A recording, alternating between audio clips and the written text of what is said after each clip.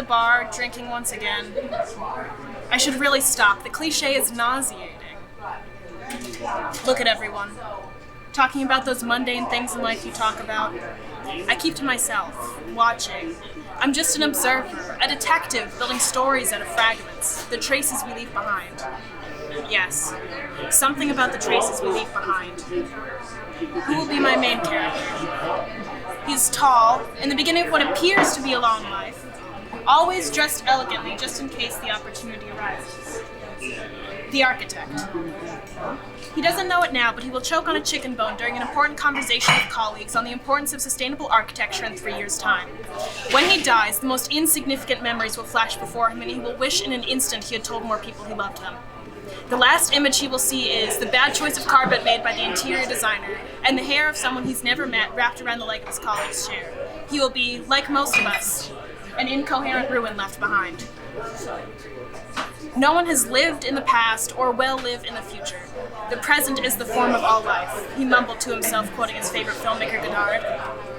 God damn it, I will have a drink. He nearly missed his connecting flight, lost his cool, and spent 2 minutes raging at someone he's never met to, come hell or high water, let him on the plane. He deserves it. To come down, the inner voice justifies. He is thirsty, after all, trying to fill the abyss with the non sequiturs of normal, everyday action in search of that perfect moment to define our existence and give meaning to it all. Why is he here? Answer it later. He scans the room to see if there's anyone worthy to pour his heart out to. His best stories, his most famous story, about when he was a boy pretending to be Mary Poppins, umbrella in hand, and he jumped off the roof of a 3-story building only to break every bone in his body. He saves that story, tells it only to very special people, waiting for the perfect moment when the recipient's mouth begins to slightly smile and say, "That's terrible, you poor thing." Or his favorite, "OMG, I used to pretend to be Mary Poppins too." In that instant, he holds them in the palm of his hand, his goal achieved with one simple story, and extreme intimacy follows.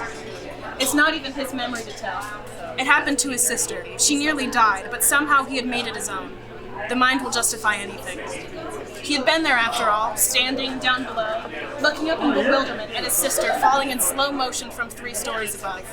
The sound of her body slamming into the pavement, her blood mixing with the gum embedded on the sidewalk, and all he could do was stand there stunned while she lay screaming in pain, mesmerized by his reflection in the pool of her blood.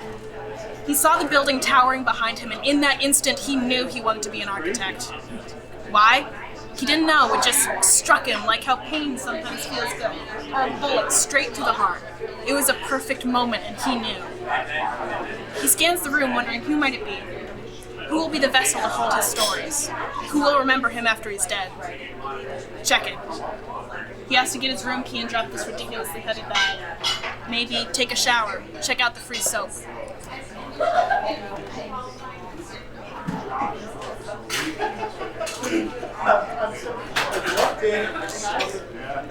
Not a big one.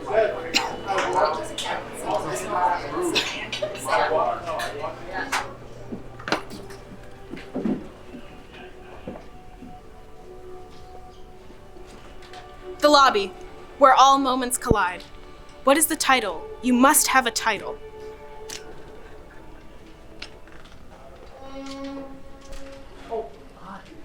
Didn't I see you at the airport? Oh, Spirit Airlines. Spirit Airlines? Yeah, hi, I'm Teddy. Annabelle. How crazy was that flight? Did you hear that announcement? No, I must have been sleeping. Oh, well, you didn't miss much. Just the flight attendant on the intercom. Good afternoon, ladies and gentlemen. This is your flight attendant speaking, Trudy. Just want to let you all know they're having a little bit of a weight distribution issue on the aircraft today, so we have any volunteers who would like to move to the back of the plane. We'd really appreciate that. Thank you. It's like a weight distribution issue. So immediately I moved to the back of the plane and I strapped myself in. I looked forward, and you, along with everybody else, had not moved. So I'm thinking, okay, do you people just want the plane to do front flips in the sky? Wow. I'm never gonna fly Spirit Airlines ever again. Yeah, you're telling me. That was a pretty rough flight. Anyways, you here for the conference? What conference? They're doing a conference on the memory of mankind. Do you maybe want to go together?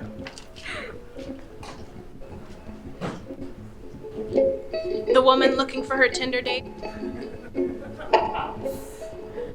The actress. Who is she? We will get back to her later. The businessman calling his lover. Does she work here? Hey, where are you? The bellhop and janitor are dissatisfied with their holiday attire. The event manager. No. Let's call her the happy ambassador. Well, she makes everyone happy except herself. The doctor sees too much in the emergency room, tries to find the less serious side of life. The hipster from LA. Need I say more? He wants more, only more of what he already has. The Tinder date. Already looking for his next before this one's even begun. Filling the void, as we all do. Swipe left. My agent, bringing the books for the signing. Insanely stylish. Hey, Jesus, this place is far. Took me hours to get here in the snow. Don't worry, I have the books. Alice, I need to talk to you about something. Not now. Can we chat later? Yeah, it's important. The manager, taking care of the VIPs. Mr. Coates, you tin? Happy to have you here. If you need anything, you let me know, okay? Martin. Oh my God. It's been ages. Oh, your tea. Oh. Did you get some on you? Just a little bit. I'm so sorry. It's fine, it's fine. This is Valerie, so we're going to start the conference soon. Wonderful seeing you. I'm just going to get someone to clean this up and get her keys. Okay, So I'll be awesome. back. Thank you very much. The CEO, whose father is dying in the hospital. Soon he will be left with only the memories and that bitter taste from their last conversation. It's realistic. How many people don't get to say goodbye? Must be millions.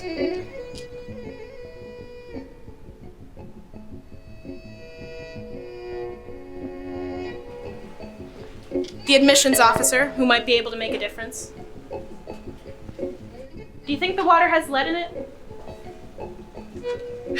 Where does the water come from? The environmentalist knows. He's running late and cuts in line. No rush. You have plenty of time before the conference. We don't have plenty of time though. Never mind. Why don't you enjoy a drink at our library bar? We will get back to her later. The architect doesn't mind the wait. He likes hotel lobbies. They give him that false sense of hope. Great. Thank you. Okay there. Welcome to the Colgate. How are you? Great. Tonight we're going to be hosting the Memory of Mankind conference in the conference room over there. Guest speaker, Martin Kunze, all the way from Austria. Austria, I know, right? So cool. Valerie Burton and Mark Fabio are also going to be joining us in the conference. And then afterwards, we're going to have a book signing with Alice Stevens. And then after, we're going to have a Christmas party. Dancing, food, music. It's going to be so much fun. You have to come. If you have any questions, please let me know. Awesome. Thank you. Alice Stevens. See you admiring our stairwell. Robin egg blue. You know, the pigment is actually deposited on the eggshell when the female lays her egg to take more interest in their young. Interesting, so we should spray our offspring bright blue. That might make men act normal. I like you, Alice Stevens. But yeah, I'm your main guy. I know everything there is to know about this hotel, so if you need anything, you let me know, okay? Can you get those bags for room 13, please? Yeah, of course. Have a wonderful stay at the Inn, Alice. Okay, I look forward to seeing you around. What do you do with that pineapple? Bringing it to the bar. What do you think I'm doing? Decorating the tree?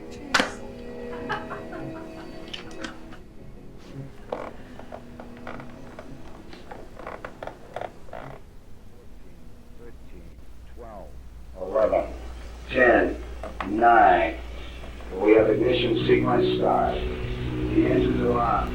4, 3, 2, 1, 0.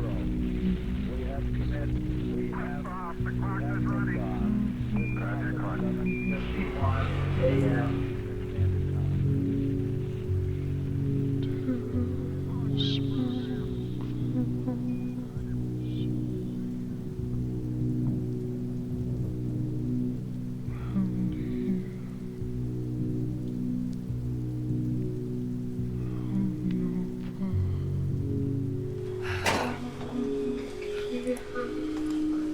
What do we have left to do? Room 1. God, it's such a mess in there. And that guy has something against me. He's nice to me. Rule number 1, don't get involved with the client. You're one to talk. Huh, speak of the devil. Hey, yeah, I just have one more room to clean. Yeah, laundry room. I'll text you.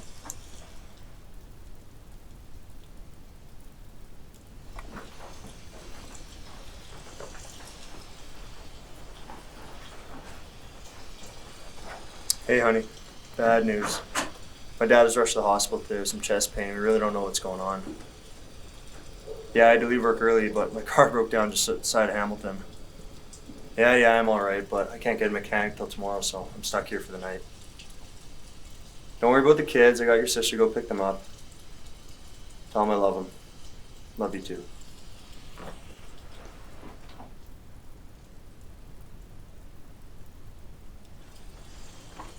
Thanks, kid.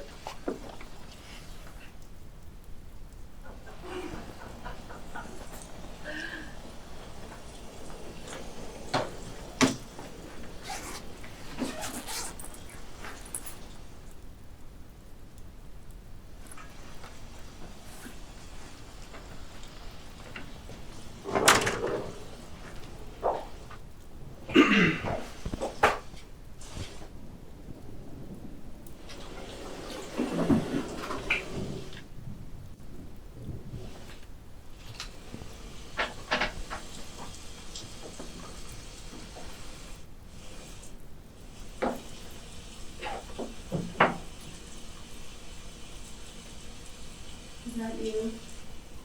Are you finally coming? Johnny, baby, I'm right here. Why are you not coming to me? Johnny, quick, we must go before we get caught. They'll kill you for helping me escape. And your father, the money he took. We must go before the baby comes. Johnny, my husband. My husband. My... Are you my husband? We're supposed to meet here. Help me, please. They'll come looking for me. They get everyone in the end. What if they get me before my husband comes? We're supposed to meet here. Right here, right where you're standing. We agreed to meet. Safe house. Canada. She's coming soon.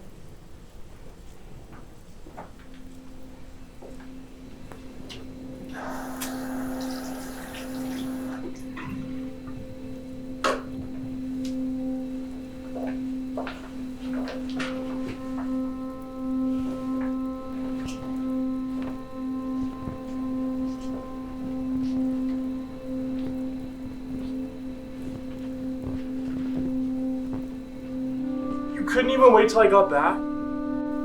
Or at least call me so we can talk about this? But why do you... You broke up with me over text. What do you mean you need space and time? This isn't physics. This is a relationship. No, you don't have to go yet. Actually, you know what? You can go. It's okay. See, I can give you space.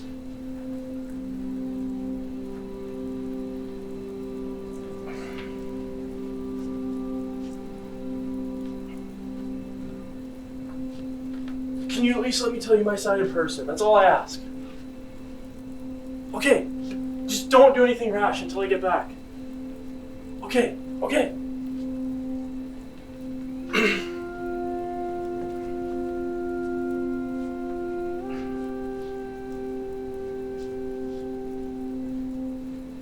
Unbelievable. Yeah. No. I want the dog. I want the dog. I want the dog. The dog is mine, and that's that. Oh, I swear to God. No. Pretty firm on that. No. Fine. Take the fucking toaster. Take it. The Eames chair is mine. Over my dead body. No, not that. Fine. The record is mine. I put my name on it. Must have known this was coming. Do you remember those dreams I had? And you didn't want to hear them? Now I know why. They were true. I was having a premonition, and you said, I would never do that to you. Well, you're doing it. Unbelievable. I knew. The truth always rises to the surface. Yeah. No. I can't talk anymore. I can't do it.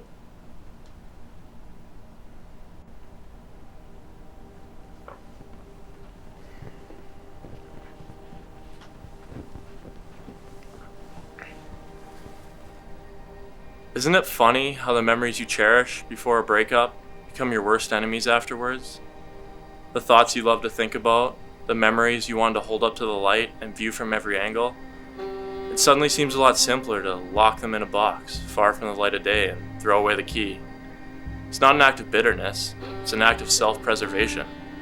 It's not always a bad idea to stay behind the window and look out at life instead, is it?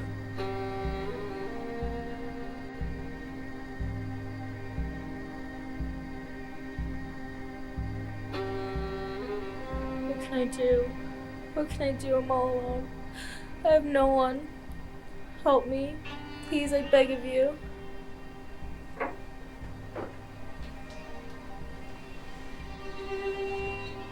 You'll never stop running, you know. They just keep chasing you, it'll never stop. It's a continuous, vicious cycle. They just keep chasing us. Shame on you if you think you're free. Do you hear me? Have you seen my husband? We're supposed to meet here. Please help me find my husband.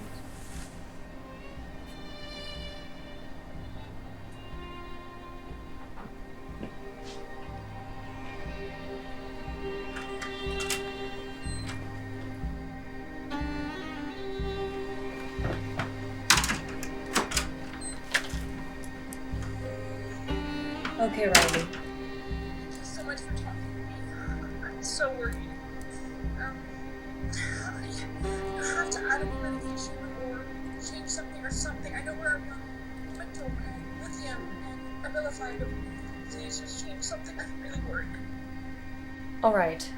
I need to know exactly what is going on before I can prescribe you with anything. I know you are worried, and so am I, but we need to talk about what's been going on first. Genevieve's been having major mood swings. She was really manic earlier today, but last night I think she was having a depressive episode. I don't even really remember what goes on when she's our friend. But I woke up this morning and there are new cuts on my wrist, and I'm terrified. I'm so terrified that she's gonna do something impulsive and kill us. Okay, I can certainly sense your anxiety, but you also need to calm down. Sometimes Genevieve can be very dangerous, but she will not dare kill you yet. After all, she was born as a defensive mechanism of your mental health, and she's a protective persona of yourself. If you don't want her taking you over, you must protect yourself so that she learns that she does not need to protect you by expressing depression in her own way, but that you can manage your own depression. Protect yourself. You understand me? I know. I'm just really worried. I don't know what to do. Hello? Hello?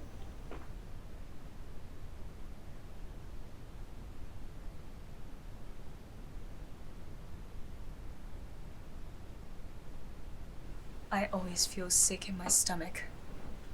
Nausea. I'm never in control of this path I take. This narrow, winding road of life. No one can truly understand who I am by extension, never truly love me. Not even the light from my lamp could reach the darkness of the corner.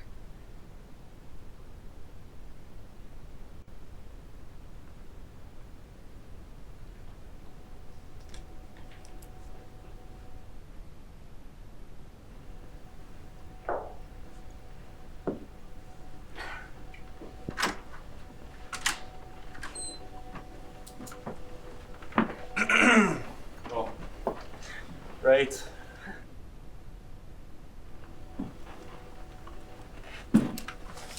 Just spill cologne in your bag? Always happens, doesn't it? Well, let me know if you need housekeeping to come up here to clean up anything for you. Great, thanks.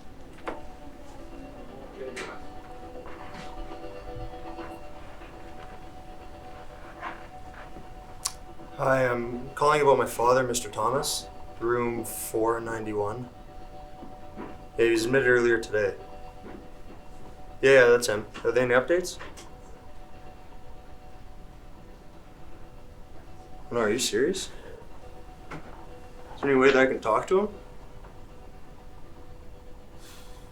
I understand. Please do everything you can. Thank you.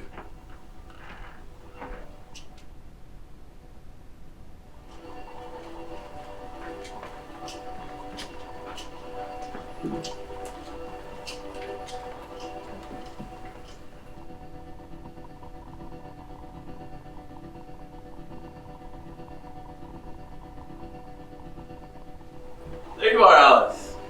What you asked for, you shall receive. The ever so famous room 1, huh? Heard multiple stories about this room over the years. Do I believe any of them? Gotta believe I do. So apparently, there's this woman who's nannies for the innkeeper's kids back in the 60s.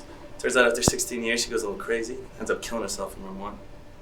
Ever since then, there's been various guests who have woken up to some sort of figure standing over their beds in the middle of the night. A few housekeepers have also been scratched in there, not knowing how they got the scratches. I mean, has anything ever happened to me? No. But I mean, I just get the spooks every time I go in there, and it's got to make you think a little bit, doesn't it? Don't you think? Can you show me? Oh, yeah, absolutely. Just one thing though. Myrtle, she doesn't like when people mess with her things, so try not to touch anything, okay? Other than that, she's a peach. All right? Okay. All right. Leave you to it to do what writers do best. Here you go, Alice.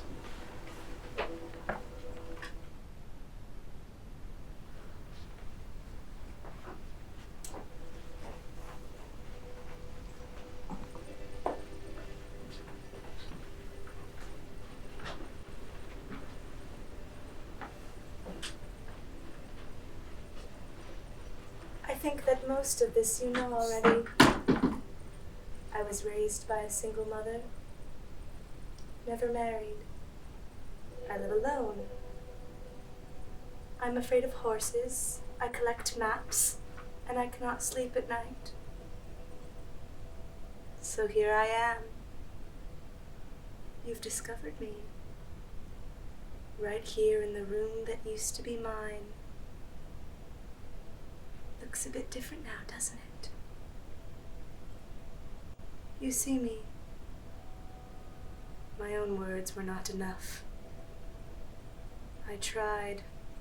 Oh, wouldn't you believe that I tried?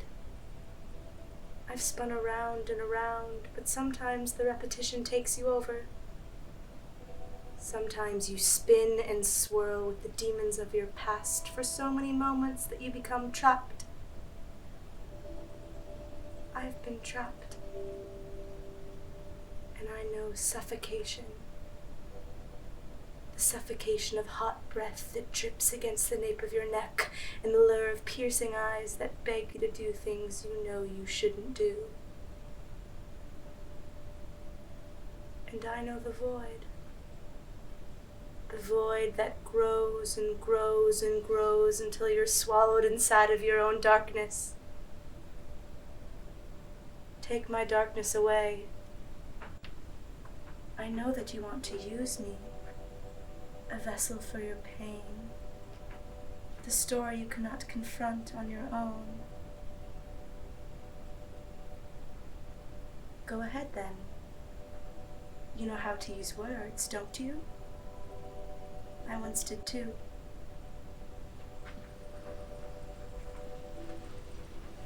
Right here in this drawer is where I used to keep all of my words. I would write poems that no one would ever read. It was always my dream to have them read aloud, but I didn't think I deserved to give myself a voice.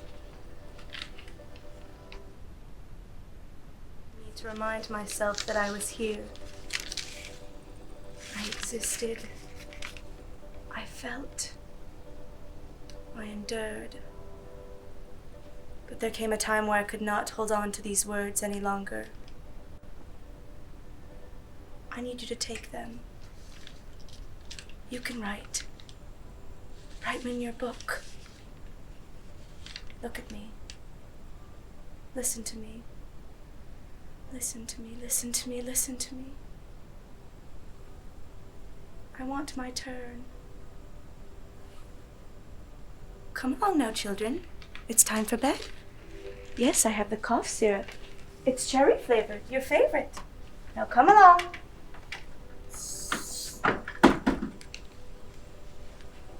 Where have you been? been 3 weeks. I need you to come as soon as you can. I'm losing my fucking mind.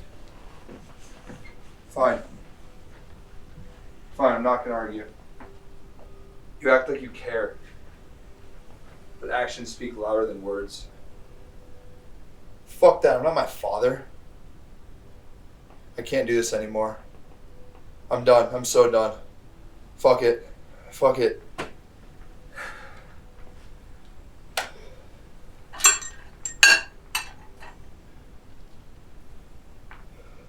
I know you're here. Leave me alone. Fuck off. I'm not in the mood. I know it's messy. You tried laying in a bed for 3 weeks. Oh, and one more thing. Stop stealing my fucking sign.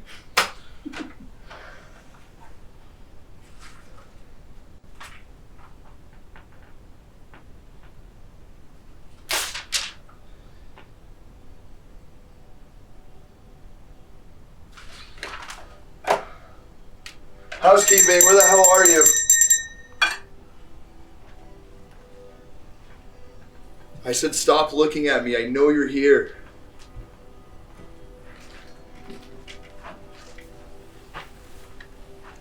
I never thought you'd come. Do you know who keeps taking my sign? I put it outside the door I don't know how many times and it's gone. Do you know how hard it is for me to get to the door? I have no idea. I'm so sorry. I'll look into it for you though. Listen, I need to ask you for a favor. I need sleeping pills. Can you get me some sleeping pills? Are you sure it's safe to take them with all the other medication you're on? I don't care if I'm not supposed to take them. I need them. I can't sleep. This room, it's getting to me. I know you know. Can you ask the front desk to change my room? I'll see what I can do for you. In the meantime, hang tight. Can you come back and check in on me? This room, I can't take it. I feel this pain in my chest. It's as if I'm being swallowed by something. You should really just turn off the TV and try to get some rest. You really need to just get out of this room. Look at me. You look fine to me. Maybe you're just afraid of something else. I'm sure it would do you a lot of good to get out of here and go downstairs at least. We can put you on a suitcase trolley if you like. I like to go fast. Seriously? I'll try to change your room, but Myrtle won't hurt you. She might watch you sleep, but she won't hurt you. She gets feisty sometimes when change happens. Have you ever seen her? No, I don't believe in all that. God damn it, don't leave me in here. Don't leave me in here. Don't leave me.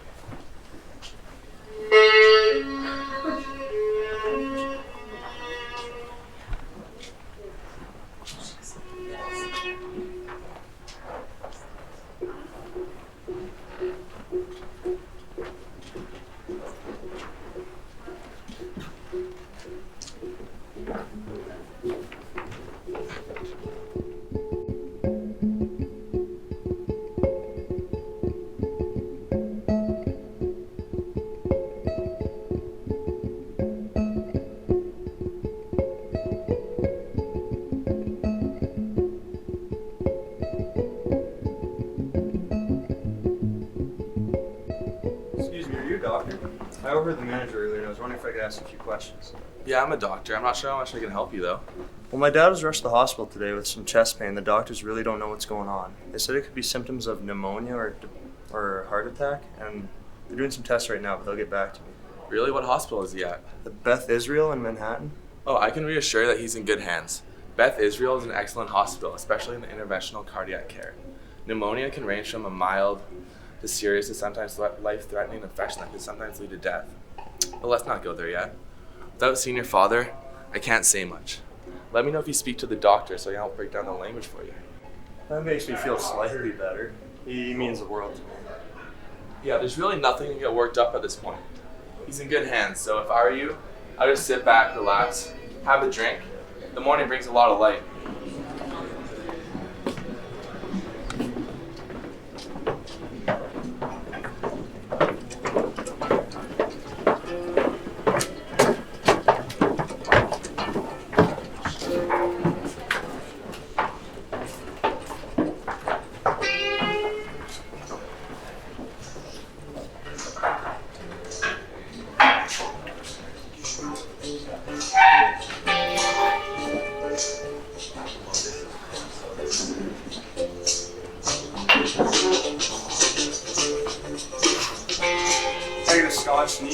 Sure thing. Oh, the snowstorm, eh? Here on business? Yeah, I barely even made it here, but no, I'm heading to New York to see my dad. He's in the hospital. Oh, sorry to hear that. Yeah, it should be about 4, maybe 5 hours driving with the snow. Try the private airport? Yeah, but all the flights have been canceled. They can't even charter a plane in this weather. The mechanic doesn't get in until tomorrow, so I'm stuck here for a minute. What can I get you? I'll take this. Mary Poppins. Hey, how you doing? Not good. Thanks for asking. Yeah, I know what you mean. Sorry to hear that. What's up? Let me get a scotch, Neat, please. Absolutely. He's gonna run out of scotch with this, right? You guys know each other or something? Same drinks! Nah, I'm my kind of man. You like scotch? What kind? As rare as I can get them. I've had the Belvini DCS Compendium 1961, 120 grand. I'm actually after the Glenfiddich 1937, 140 grand. You ever had Macallan 64-year-old? $250,000. Dalmore 62 single Highland malt scotch, $460,000. Dalmore 64 Trinitas, $160,000. Jesus, that's expensive. You guys know your scotches. Yeah, but those are impossible to come by. By then, no one's willing to drink them. Probably don't have anything that expensive around here. Usual crowd doesn't drop that kind of money. Crazy. People always waiting for the perfect moment to celebrate. Wait years on end for the perfect day to find someone, to accomplish something. There's no perfect moment. The moment finds you most of the time naked and afraid in the middle of a situation you had no idea how you got there. Like right now, we're all here in this exact moment for a reason. Why? The messiness of life. The imperfect life we've led has led us to this point. Fate.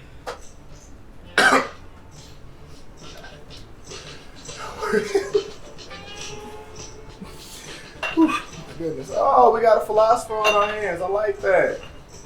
I understand what you're saying. You got a point, but there's no such thing as fate. Everything happens for a coincidence. Don't believe in coincidence. Too many weird facts, doesn't add up. I've seen so many people over the years trying to find happiness in the future. It's about living in the present moment. It's no way to look. Look up from your screens. Breathe it all in. Look over there. Look at those two. That, my friends, is a pure modern day example of pure loneliness. They're on their phone screens. They're not even talking to one another. Wait a minute, you've never been on a Tinder date? Of course I've been on a Tinder date, but it didn't work out. What didn't work out? Like I said, sometimes you find yourself in the middle of some room, or in the middle of some situation, no idea how you got there, wondering to yourself, is it really worth it? You see, there's a lot of weirdos out there, and most of them look like the normal ones. Okay, fine. I lied on my profile and all went downhill from there. Never did it again. Besides, it's a small town. Better to meet out-of-town guests, you know what I'm saying?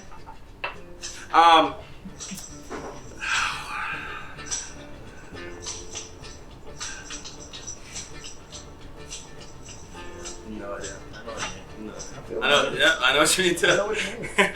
I mean, pretty slim pickings around here, I guess. I've been doing this town my whole life and I've never found anybody. I get dating troubles, it's hard. You know, this one night I was standing outside a bar with a few of my friends and we were waiting for this one other guy to come. And I didn't know him, but he knew my friends. He was from the city, so I was eager to make a good impression. So he hops out of his Uber and he starts walking over to us. And I mean, this guy was seriously cute, like my kind of sexy.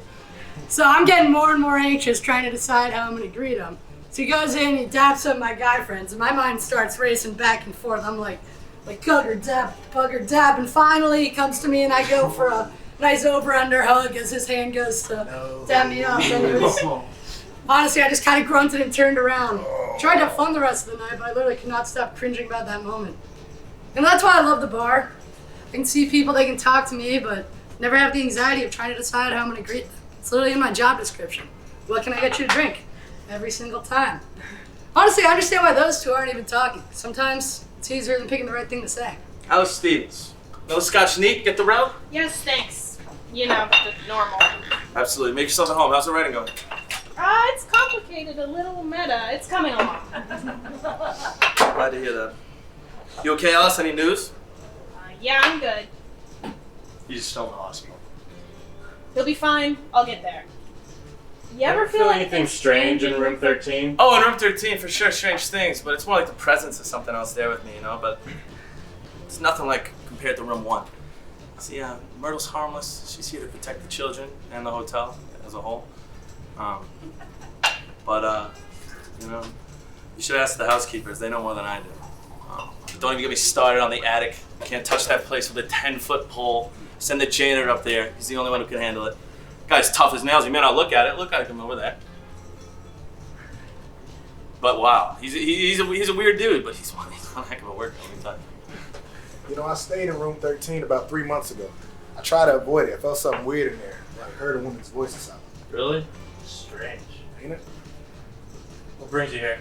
I'm an admissions officer. We have a college fair up the road. I always stay here when I'm in town. Don't get me wrong, great staff and everything, but you know. You like Hamilton? You know, appreciate it. Small town vibe. You know, I'm from a big city, so it's a little bit much to get used to. Seems like everyone seems to run around in their own little rut till they drive themselves crazy. But at least you can see the sunset out here. So, what about you? I'm giving a lecture on Frank Lloyd Wright tomorrow on campus, and I requested to stay at the end to explore East Coast architecture. Interesting. You know what gets me crazy? Architects build these structures that hold our lives, our memories, and even our deaths. They build these things that have no soul. They're just cheap frames to lowest bidder. Like, nobody cares anymore. He made it so flimsy you can hear right through the walls, all those trivial, everyday things. Everything looks the same. Why the hell would we want everything to look the same? Money. We're all in it for the money. Like, I'm a fucking CEO. I make tons of money. Like, what the hell are we even buying? Because all amounts the same shit in the end. A pine box. I'm sorry. I need to drink less. All right, buddy. Put it out. Give a reason. You'll be okay. Morning brings a lot of light, baby. Buddy can buy you one hell of a scotch. Right you are, but I can't buy more time now, can I? His father's in the hospital. Sorry to hear that. You know what? Give this man another drink. I feel like we're gonna be here all night. You guys know Ralph Ostreicher actually once stayed at this hotel on bed rest. Well, stop it. You know I love Ralph Ostreicher. He used to be the fastest man on high school. He took him out.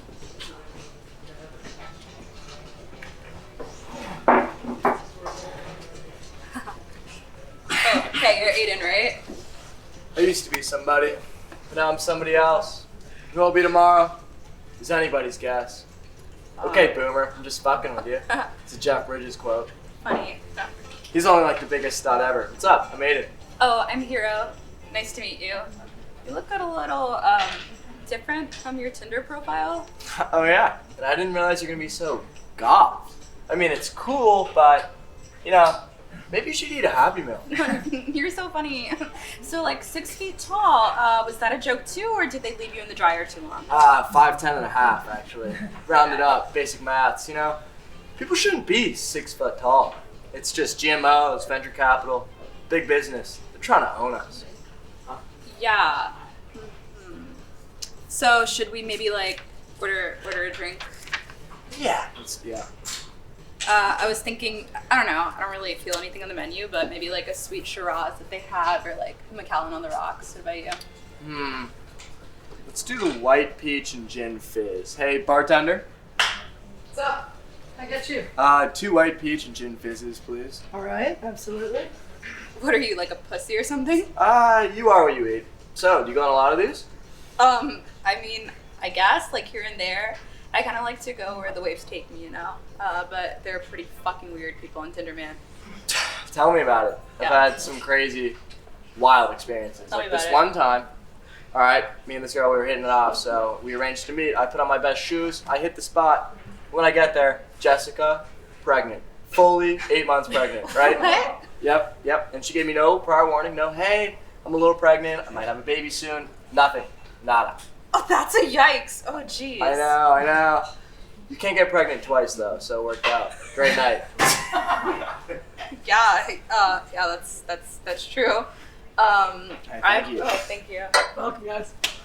I've had some pretty weird experiences myself. Like this one time, I was talking to this guy for like 2 weeks, and we decided to meet. Yeah.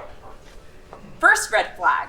On the date, when we first meet, he sits right next to me instead of across from me like a fucking weirdo. Yep. And then, get this. He starts talking about how he told his parents about me and how he's saving for our wedding. wild. That So I called my roommate and I was like, oh, emergency, and got the fuck out of there. He stalked me for 2 weeks after that, and I had to file a restraining order. So, long story short, I haven't been on a Tinder date in a long time since. Am I your first since? Okay, there have been a couple. Don't flatter yourself. Alright, so this other time, I met this girl on Tinder. Mm-hmm. She always seemed awkwardly close to her brother. No, stop. Yeah, and so we started dating for 3 months or so, and after that, she finally says, listen, I can't take it anymore. Will you have a threesome with me and my brother? Ah, what did you say? No, obviously. But I had to think about it for a while. Hold on, it's my roommate. Just 1 second. Sure. Hello? Hey, yeah, no, everything's good. Not like the last time. Yeah, no. I'll call you if I need anything, okay? Yeah. Okay, love you too. Bye. So, anyway, were you on Tinder in the middle of our date? No. You literally, I just saw you swiped right. Yeah, okay, you're right. You got me, but I'm not swiping on girls around here.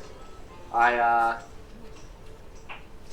just remotely put my pin in California, so that way when I'm there in a week, I'll have something to do. Oh, okay, cool. You know what?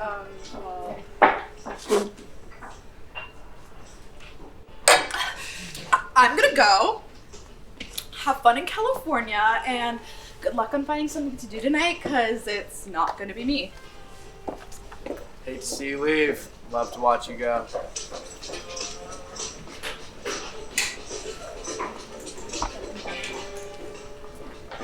Hey, is that Shakespeare?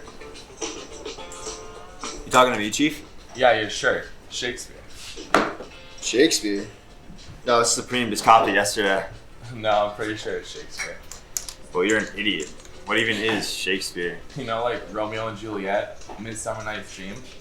The last syllable of recorded time? It's Macbeth. Dude, I have no idea what you're talking about, but this right here is high quality Supreme. $500. You're right. It's not like I'm a doctor or anything. It's pretty sunny in here, eh? It's called style, Doc. But seriously, what do you do? No, seriously, I'm an emergency doctor. Yeah, and I'm an astrophysicist. I'm a doc. When I go on a shift, I don't have any clue what I'm going to see. The entire shift is going to be a mystery until I get into it. And not knowing what's coming through those doors is the part of fun of what I do. I see a lot of people on the verge of dying. Sometimes, I'm the only one that hears their final words. A year back, a man in his last breath said to me, "You're a good man. Don't you ever forget that." I try. I mean, that's life for you. Life's short. But, I mean, wow. That's kind of deep. I mean, I've never really thought about last words or death. I'm in my prime. No need. Hey, can I be straight up with you? I was out gambling all night. Just off the phone with my parents, asking for more money in my card. Got no sleep. You got any pills for that? I mean, I think I'm losing it. No, not on me. Sorry, man. Good man. Well, shit. I'm not a good man. I mean, to be honest with you, all this is fake. This is fake. These are fake. Hell, this isn't Supreme. This is fake. I got it online at some store that does knockoffs on everything. Can't be a good company. Shit labor. But honestly, I have no idea what I'm buying. I got this for $20. Fucking steal, but it's all an illusion. I mean, I'm a joke, dude. I try to portray myself as someone that I'm not, but I guess that's gambling for you. God, I'm so fucked up. I'm sorry, you probably don't want to listen to my problems. I'm going on.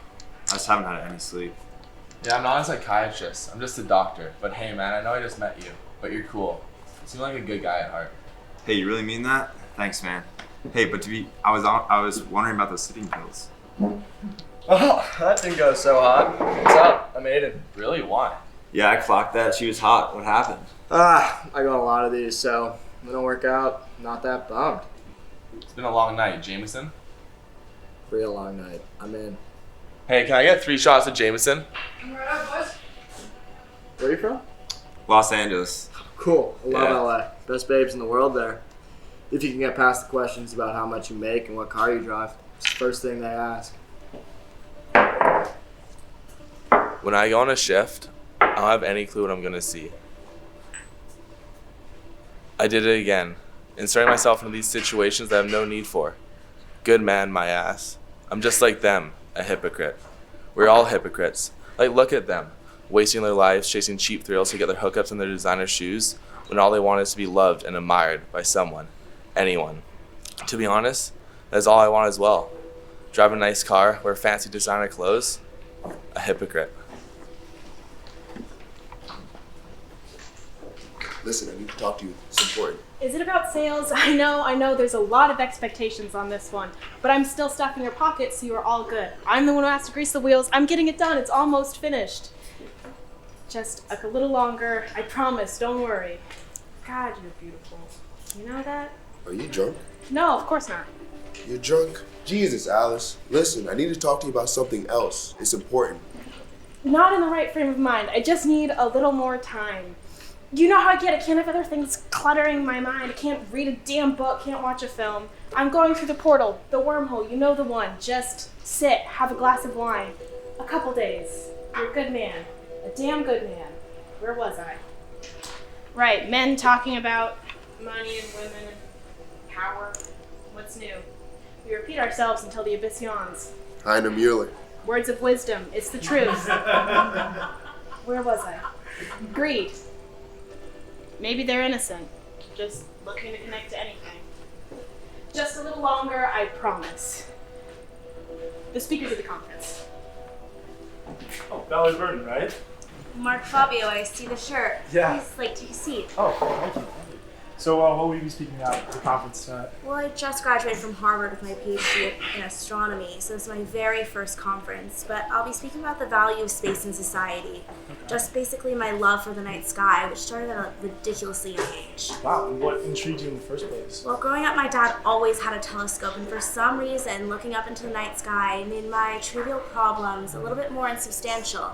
A good way to avoid reality, I guess. Yeah, I mean, that makes sense. What about you? Well, I'll be speaking about the environment and just my love for the environment. Right, of course, but what aspect? Just about sustainability and just the science and statistics that point to the fact that we're all pretty much going to hell in a handbasket, you know, Yeah. the apocalypse. There'll be no time to gather the animals for the ark. The birds will seek shelter, the bees and the butterflies suddenly disappear. Humans will club each other to death for a Coke and a can of soup. The only heavenly messenger will be our own stupidity. You know, the light stuff. It really makes me so sad. Reality is a tragedy, and we have nothing that we're gonna do. I mean, there's no emergency kit that's gonna save us this time. Agreed. On a lighter note, can I get you something to drink? Actually, some water would be great. Ooh, I wouldn't do water. It's full of lead, actually. She was on her way home to South Korea for the 5th anniversary of her father's death when the snowstorm hit and delayed her flight. She got a room here to wait it out. She travels a lot. Too much. Hasn't seen her family in 2 years. She's lonely, but she rarely cries. Her favorite color is blue. Hell of a snowstorm. You get stuck here too? Yeah, I'm stuck. I was on my way to see my mom, but I'm stuck in this middle of nowhere. 시공간을 덧없는 순간에 멈춰있는 느낌? 집 가고 싶다. 집이란 게 뭘까? 알고 있었던 것 같은데 모르겠어. 아니 뭐 뉴욕에 어파트먼트가 있긴 한데 솔직히 비행기나 호텔에서 지낸 시간이 거기서 지낸 시간보다 많잖아. 뭐 한국에도 집이 있긴 있지, 엄마가 있는 그곳. 근데 솔직히 어떻게 생겼는지 어디에 있는지 기억도 안 나. 그걸 집이라고 할 수 있을까? Yeah, I'm stuck. I guess I somehow lost a sense of home after my dad passed away. I lost my ideal picture of a family. They're just my mom. I long for a family of my own. 항상. 난 항상 혼자야. 외롭다. 사랑, love. Maybe when I find love, I won't feel like this anymore. I know it's out there. I know it's gonna happen. But not just yet. But it will happen. And one day we'll feel like home. Hopefully. Anyway, what about you? How often do you see your family? Oh, sorry, I gotta take this. 여보세요?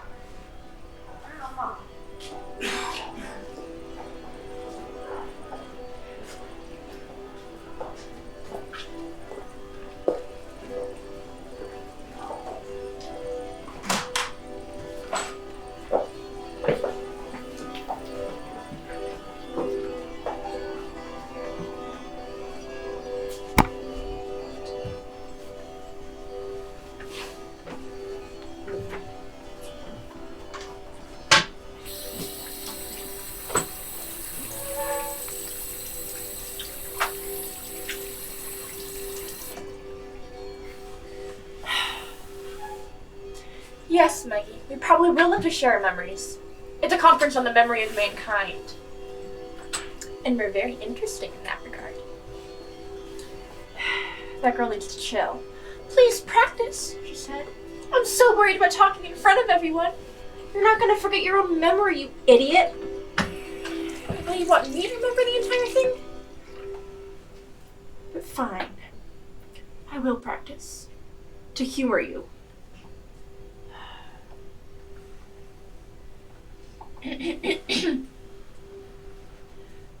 Dark night. Mountain road. Snow and ice. Around a curve. Moose and headlights.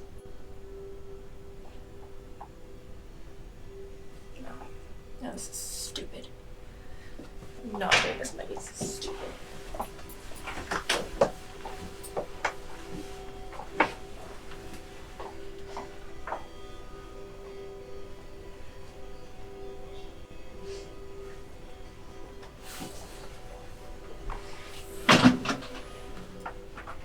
Damn it, pick up your phone.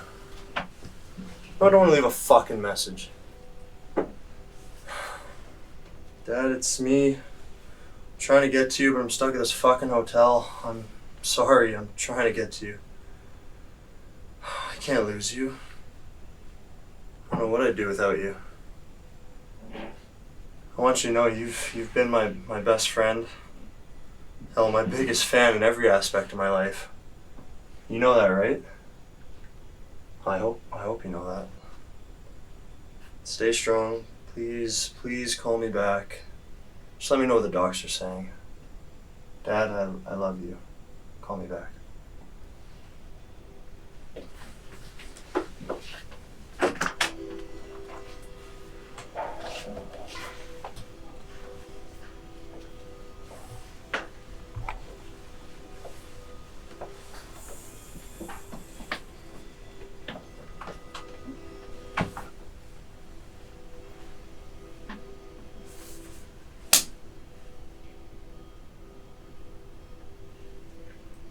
Maybe if you were beautiful.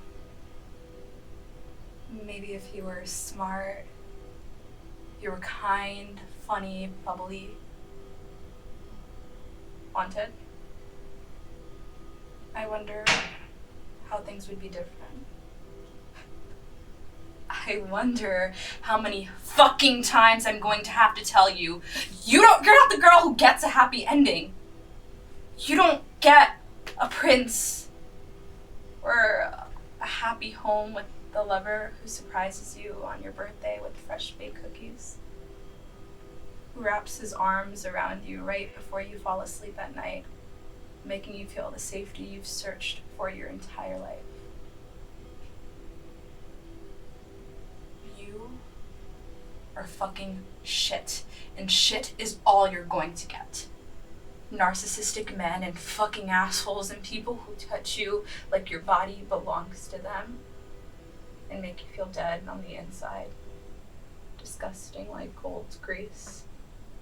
Trying to scrub the feeling of their hands on your body. And the feeling of disgust you felt when you found out that he asked your friends if he could still fuck you if you got too drunk to say no. And how they left you alone with him anyways, and watched him hand you that drink, and knew what he did to those other girls. Fucking no!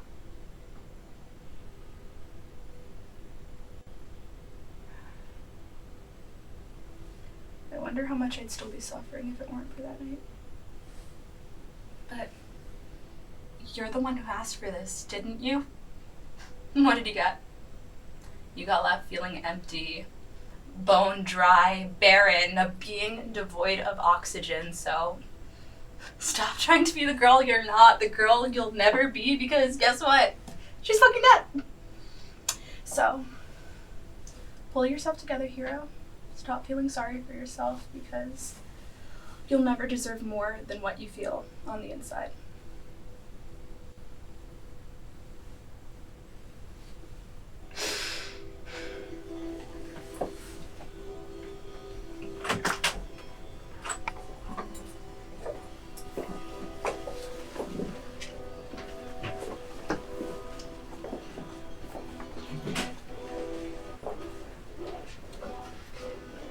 Can I help you?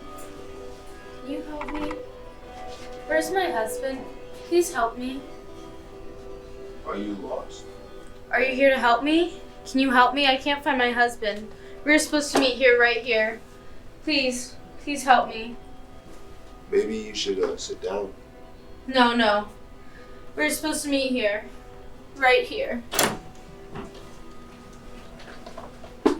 Alice Stevens. Been looking everywhere for you.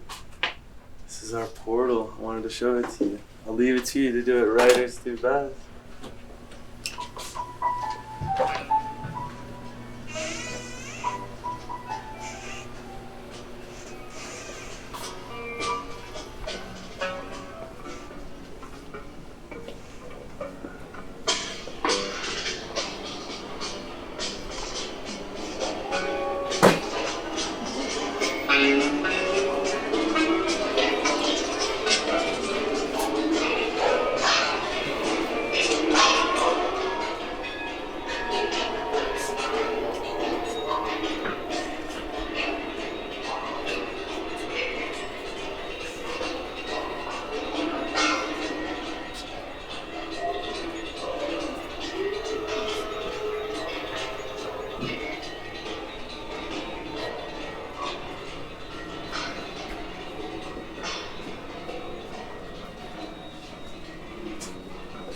What's that? Oh, just some photos of my family. Anyway, how's your day been? Oh, you know, just another day of practically begging for tips. It's quite funny how it's always the rich ones who seem to tip the least. Group 13 reeked of cologne. Overkill. It's so obvious. He got dumped. And guess how much he gave me? $1. Who gives $1 anymore? He's an architect. Everybody owns an Eames chair, and the creep gives me $1. I'm never gonna get out of this place. Yeah, that sucks. But try having the manager yell at you for having the garland one inch skew too far to the left. We've got a plumbing issue in one of the other rooms. And I mean an issue. And he's going on about the garland not being perfectly straight. You know, it's like when you're on the plane crashing and they ask you if you want chicken or beef. No, I don't want chicken or beef. And the little boy behind you is yelling, "Mommy, are we going to die?" And all I can ask is if you want chicken or beef. No, I don't want chicken or beef. First of all, I'm a vegetarian. For God's sake, the plane is rattling like an MG on the highway, ready to crash and burn. Did you see the actress? She's famous, I think. She looks like my type. Yummy. Don't say yummy. Hospitality says yummy all the time and it drives me nuts. It's just not a good word. Don't you know you can't say that about women? It's slang. It's derogatory. We need to get out of this place. We turn the wheels around here. Fine. I won't say the word yummy. Hamsters. Tell myself that every day. And yet, I'm here 6 days a week at 8 a.m. sharp, every single shift. Well, I gotta go, but you should probably hide that before the manager sees it and thinks you're some kind of sicko. Janitors already get a bad rap, even if you are some kind of wannabe artist. Yeah, wannabe artist? I'm an artist, and a good one. You just don't know it yet. Just wait. You'll see. Soon the whole world will know my name.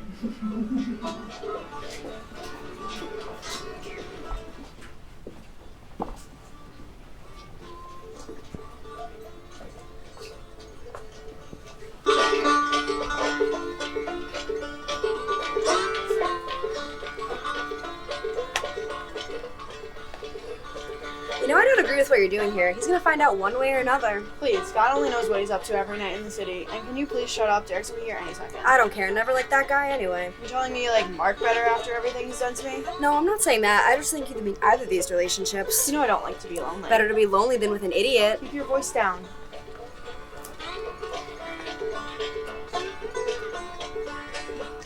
Hey, I've been looking all over for you. I missed you. I missed you too. Very funny. Charlotte, you haven't called your mom all day to check on Jack, so Yeah, thank you. You're right.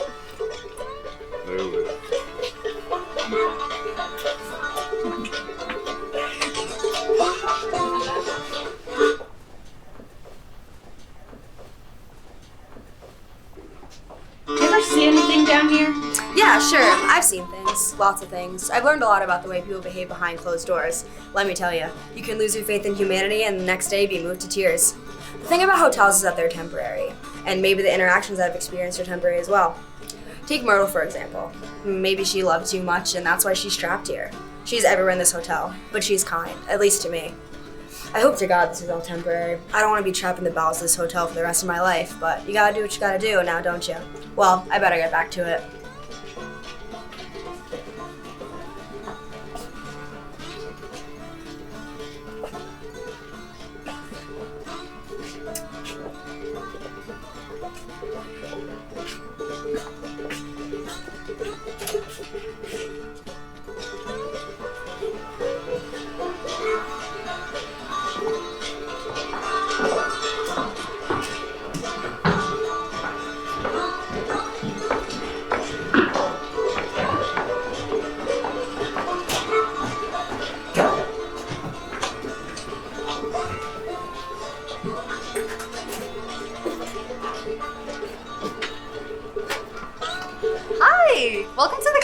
Conference. Hello and welcome everyone to the Memory Pavilion. We are here to introduce the memory of mankind and the minds behind it. I am Sneha Kundalkar, lead data scientist on Facebook's privacy team, and I met this wise man here when I read an article in of all places, in an article in the GQ magazine, mind you, on a long-haul flight from London to New York.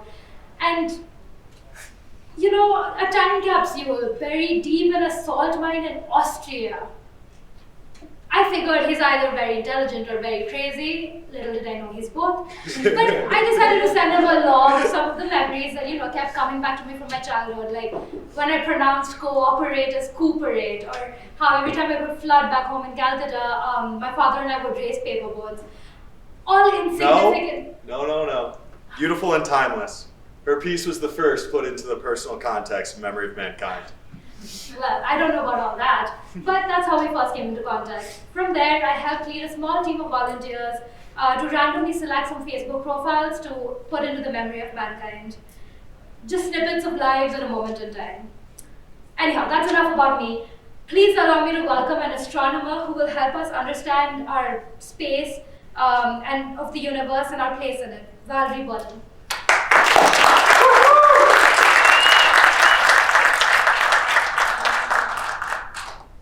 My name is Valerie Burton, and I'm here today to talk to you about space. Space in more than one sense. You could say space is my specialty, however, it means so much more than what is exposed to the physical eye. I remember so vividly the first time I looked up into the night sky. I peered through my father's telescope, and all of a sudden I became close to this colossal presence. Space is more than a curated collection of stars and planets, supernovas and black holes. It connects us to one another. It's a common thread in this chaotic, unruly world that we live in. Space has this immense capacity to bring people together. It is our own unique memory of mankind. That is why I study space. Not necessarily for the scientific aspect, but for the power it has in grounding humanity. So next time you look up into the night sky, I want you to think about space in a figurative sense and how it, at its root, connects us all. For that very reason, Martin Kunz's work is so vital and reassuring that the memories of mankind are not lost, but rather stored safely in one place to hopefully be discovered again before it is too late. Thank you so much. I now have the pleasure in introducing environmentalist Mark Fabio, who will speak on the current state of the environment, our need to care, the simple things we can do, and the timely manner in which all that matters on Earth must be preserved before it is too late. Mark is currently working at the United Nations Environmental Program, which is the leading global environmental authority that determines the global environmental agenda and promotes coherent implementation of the environmental dimension of sustainability within the United Nations. Thanks again.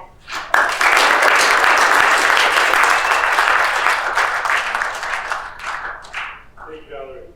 My name is Mark, and I'm here to talk to you guys about something that impacts all of our lives today. As of now, I'm worried. I'm very worried. I'm worried about the present and mostly the future. I'm sure all of you have heard about the lead water here at Colgate, and I'm worried, and as worried about it as I am. The fact of the matter is we don't treat our planet the way that we should. And what's the reason for this? Is it because at the end of the day, no one is watching us, therefore we don't really need to care? Or is it because throwing away one plastic cup won't really make that much of a difference, so why does it really matter? As of now, we are wasting the planet that we live on and leaving without paying the rent. Every time you see a plastic cup, every time you use a plastic cup and not a reusable bottle, just know that that will either end up in a landfill or the ocean. Yes, sometimes it gets recycled, and that's great, but it's better to just not use it at all.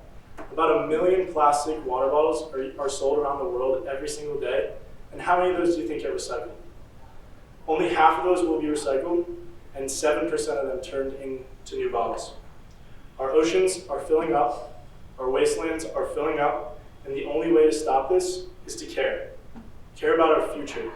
Care about our children and grandchildren's future, because if we don't, then the world that they may grow up in may be environmentally different than ours for the worse. Thank you. It is now a great pleasure of mine to introduce our next speaker and the reason we are all gathered here today, the man himself, Martin Kuntz.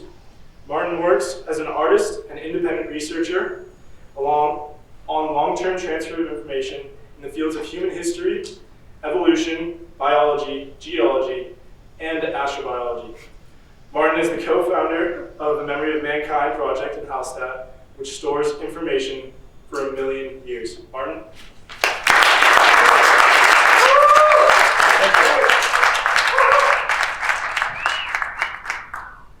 Good evening. I would like to start tonight with a story.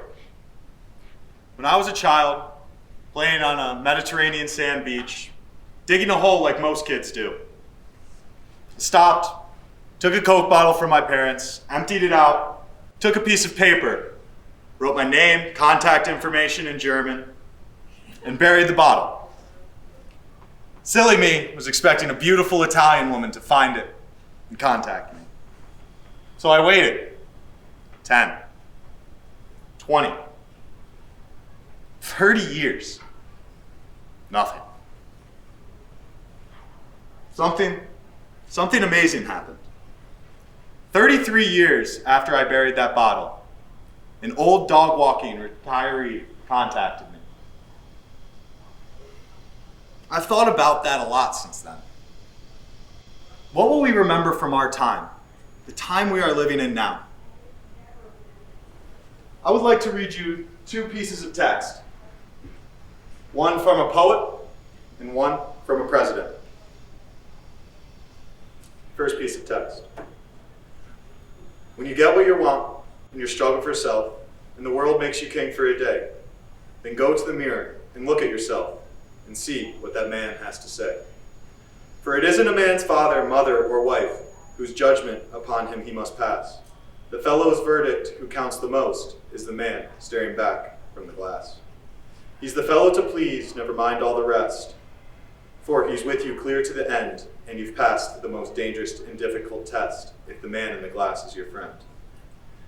You can fool the whole world down the pathway of years and get pats on the back as you pass, but your final reward will be heartache and tears if you've cheated the man in the glass. Second piece of text. Everyone knows I'm right about Robert Pattinson. He should dump Kristen Stewart. Be smart, Robert. You'll thank me later.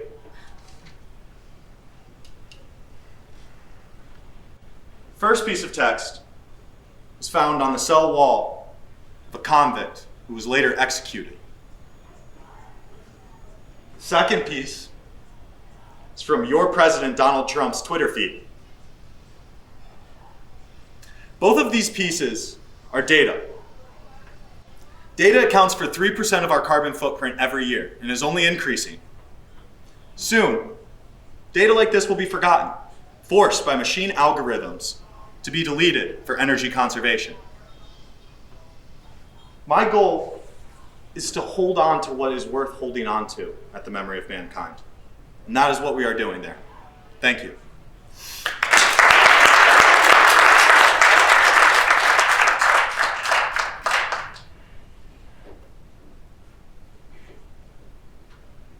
How do you build the art that exists in your mind? This incoherent ruin of us that will be left behind.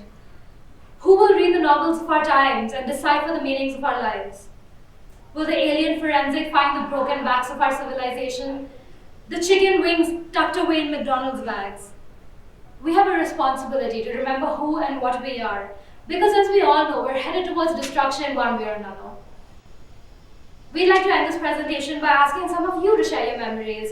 So please take a moment to pen down some memories that keep coming back to you that you'd like to include in the memory of mankind.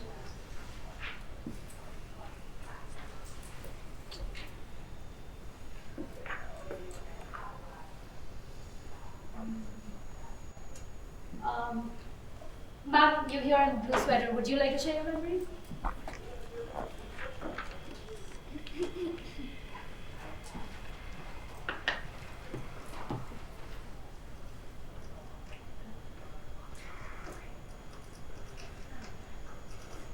Dark night, mountain road, snow and ice. Around the curve, moves and headlights. Spin on ice, impact, rolling, Trees, sky, trees, road, trees, sky, trees, road, falling, falling, falling. Jarring crash. Silence. Shotgun father. Dead. Shotgun mother. Dead. Shotgun sister. Precious baby sister. Dark blood. Blonde curls. Pink now. Eyes open. Staring. Dead. All dead. Not me. Alive.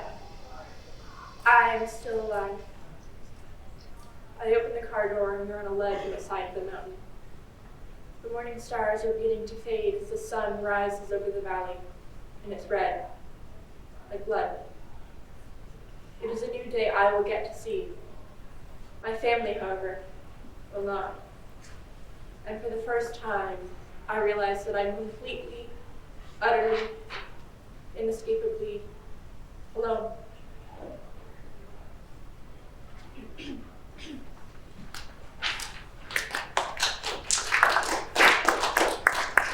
She's not the only one haunted by a memory. Growing up, me and my friends had a clubhouse in the Forest Reserve. Me and my friend DJ sat, relaxing on the couch, taking in nature. In the distance, we heard a dog barking, and eventually started to get closer. We were then greeted by an older white lady restraining an all-white German Shepherd. She yelled, "There they are," dropped the leash. We had no choice but to run. DJ got ahead of me and didn't notice that my foot got stuck in the mud. I ripped my foot from my shoe, tried to dip into a bush to try and hide. The dog easily found me. I came out with my hands up, terrified and afraid. And then she simply said, "Oh, it's not you. 2 Mexican kids hit me in the head out here the other day," and then walked off. No explanation, no apology, just an ending. Are stories like these important enough to include in your memories? These are personal. Nothing that has to do with who we are as mankind or who we are as a species. No.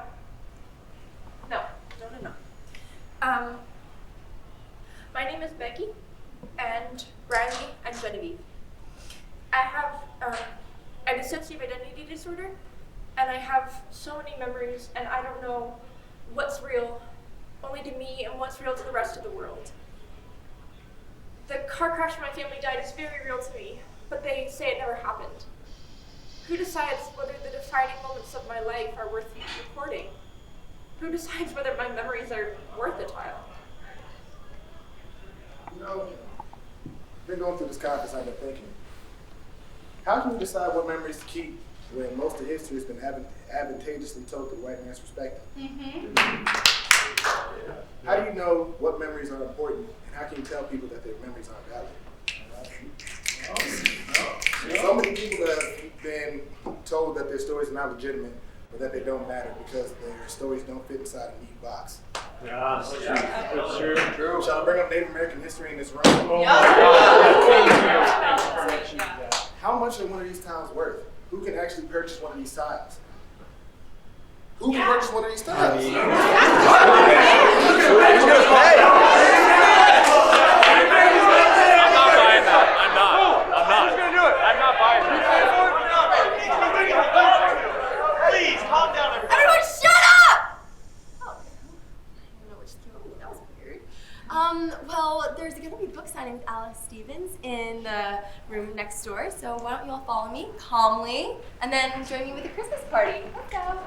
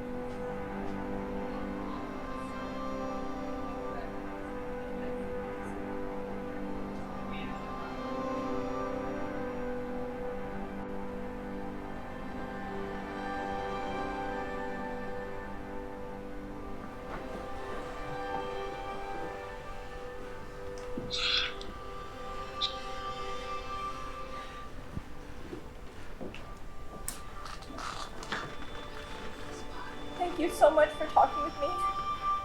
I'm so worried. Genevieve's medications aren't working. I know we're already on Lamictal and lithium and Abilify, but please, you have to add something or change the dose or something. Alright, Riley, I need to know exactly what is going on before I can prescribe you with anything. I know you're worried, and so am I, but we need to talk about what's been going on first. Genevieve's been having major mood swings. She was really manic today before the conference, but last night I think she was having a depressive episode. I don't even really remember what goes on when she's our friend. But this morning, I woke up and there are new cuts on my wrist. I'm terrified. I'm so scared she's gonna do something impulsive and kill us. Okay, I can certainly sense your anxiety, but you also need to calm down. Sometimes Genevieve can be very dangerous, but she will not dare kill you yet. After all, she was born as a defensive mechanism of your mental health, and she is a protective persona of herself. If you don't want her taking you over, you must protect yourself and be stronger, so she learns that she does not need to protect you by expressing depression in her own way, but that you can manage your depression yourself and protect yourself. You understand me? I know. I'm just really scared. I don't know what to do. Hello? Are you...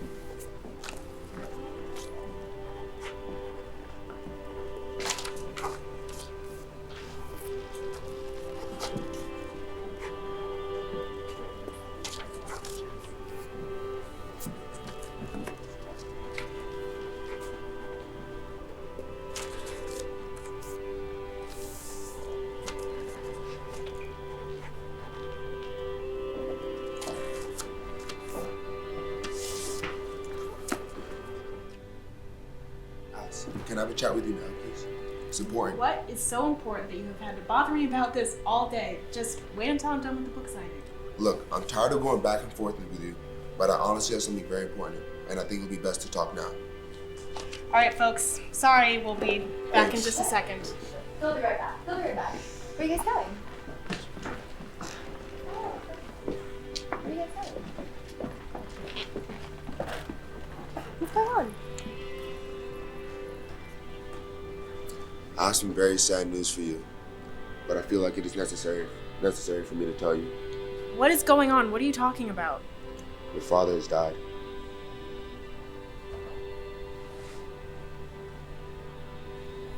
Oh my god, I'm so sorry. I'm so sorry. Is there anything I can do for you? Do you want water? What can I do? Just tell me. Will water help? What can I do for you? I know we've all been busy with it. But just let it out. Just let it out. Are you sure there's nothing I can do? There's anything. Water? Just let it out.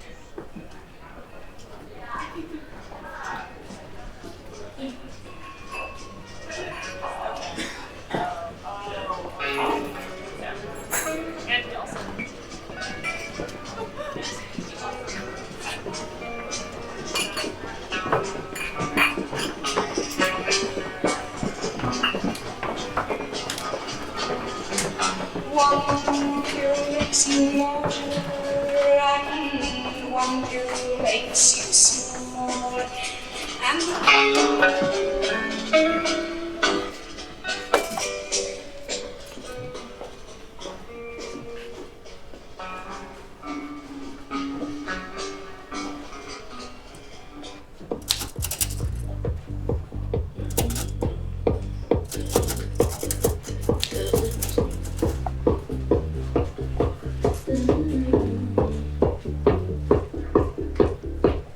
White shirt, now with my blood. when we're sleeping.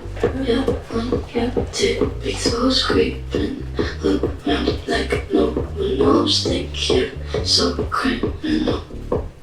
Roses on both my knees for you. Don't say thank you. Oh please, I do what I want when I'm wanting to. My soul so cynical. White shirt now, red my bloody nose sleeping. Yeah, on your tidbits goes creeping. Look around like no one knows. Think you're so criminal. Roses on both my knees for you. Don't say thank you. Oh please, I do what I want when I'm wanting to. My soul so cynical. White shirt now. Massachusetts loved to sing familiar crossroads, cheaper by the dozen, guns hidden to the car.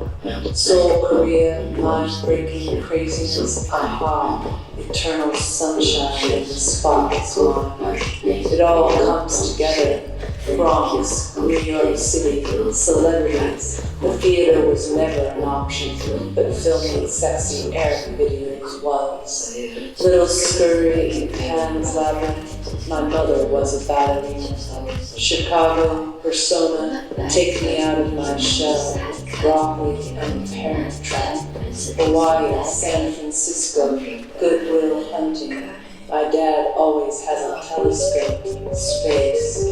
You should do the show I'm working on. Weaving sourdough pancakes and night circus magic in Anchorage, Alaska. My sister convinced me, remember the details, the little things. Remember the touchings. Alice, are you blind? There is only family around here. Take a bow. Coming to America, the Juneteenth choir, Chicago, and the Palm Evolution. Living a life I could never have lived, being in her shoes, Jane Eyre and Korea. I like a lot of people watching me, floating under the floorboards, you glorious bastards.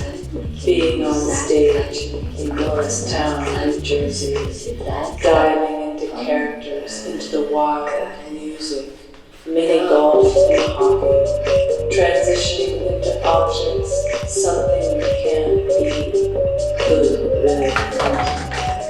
I remember crying at 6 or 7, Charlie in the Chocolate Factory, too tall for the dragon slippers of fantasy and PJ innocence.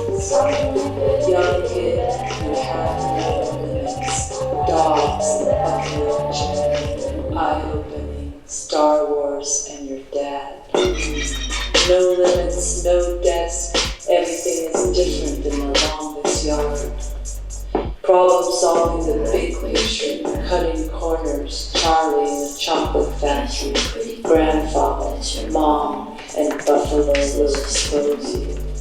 Connecticut vulnerability, unbroken perseverance come together. I was nervous before conquering the hot tubs of coziness, no jets, and a long way home. Leo and Stitch, housewives, wags, and reality TV. I'm in it for the parts. Get out of your shell, Princeton, OCD, where everything is folded and cheaper by the dozen. Anything raspberry, Western Canada. Different persona, different belief. Pastries and the Big Short. Be whoever you want to be. Express yourself. Change of pace. Working dad brings me back to my roots. Interstellar heart attack, daughter. This is all the information I was able to give. Goodwill Hunting, Vermont, makes me happy. Long, hot shower out of my comfort zone, playing the roles of other people, angels and demons. New Jersey, beach. Suburbs of my expanded horizon. Legos put it together, dark night. Peanut butter cups and stepbrothers memorized, driving in the car, and mom is marrying another guy. The walls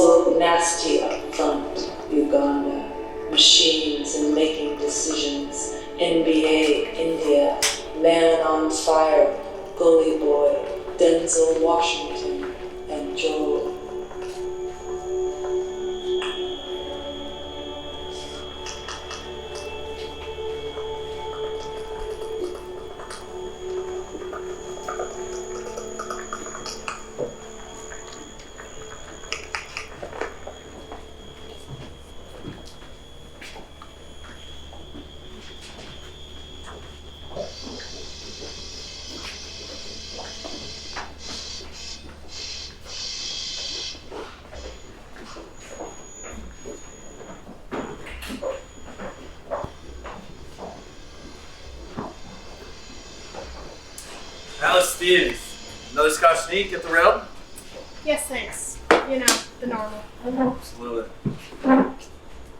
Happy here to keep me company. It's a smell light. You're my one and only customer. How's the writing going? Down the end. Oh, I'm happy to hear that. That's awesome. Knew you would. Snowstorm's letting up too, so you should be able to go in the morning. You okay? You okay? Better now that I found the end, but I got the news. Sorry to hear that, Alice. I'm really sorry to hear that. Here. This one's on me. Just out of curiosity, though, what'd you end up putting on that last page of the book?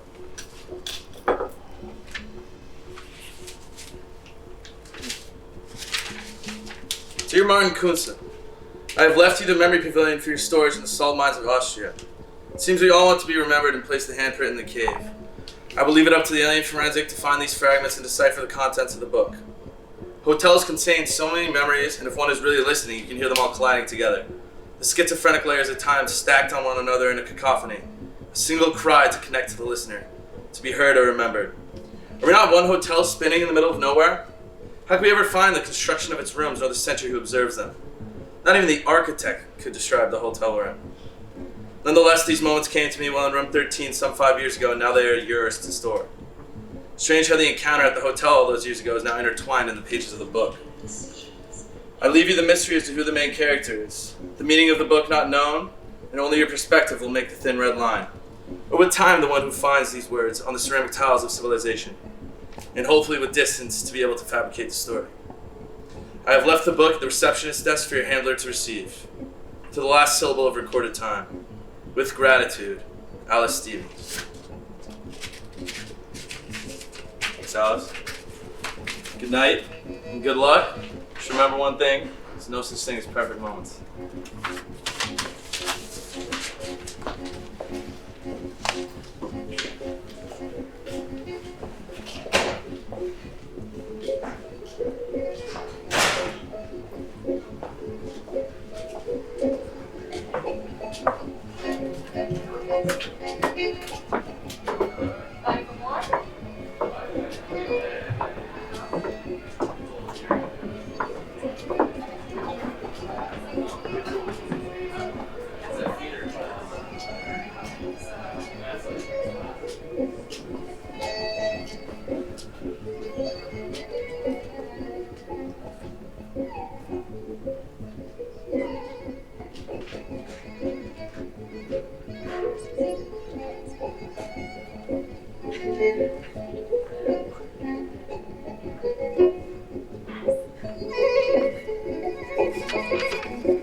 Checking out.